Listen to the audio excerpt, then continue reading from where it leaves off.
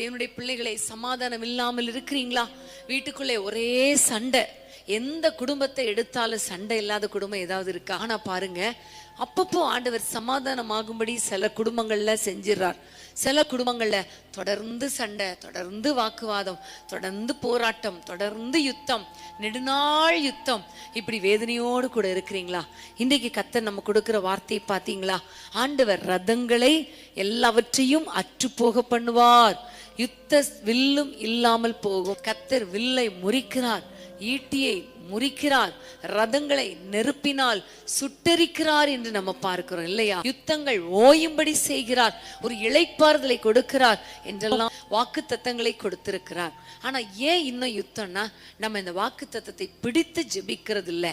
இன்னைக்கு நம்ம பிடித்து ஜெபிக்க போறோம். ஆண்டவரே, குடும்பங்களில் சமாதானத்தை கூறுவேன், யுத்தம் இல்லாமல் போகும்னு சொன்னீங்களே, இந்த வசனத்தின் படி நீங்க எங்கள் குடும்பத்தை ஆளுகை செய்யுங்க. எங்களுடைய குடும்பத்துக்குள்ள சாத்த ஆளுகை செய்யக்கூடாது, எங்களுடைய குடும்பத்துக்குள்ள யுத்தம் இருக்க கூடாது. நீங்க ஆளுகை செய்து எங்கள் குடும்பங்களை ஆசீர்வதிங்கப்பா என்று சொல்லி எல்லாரும் ஜெபம்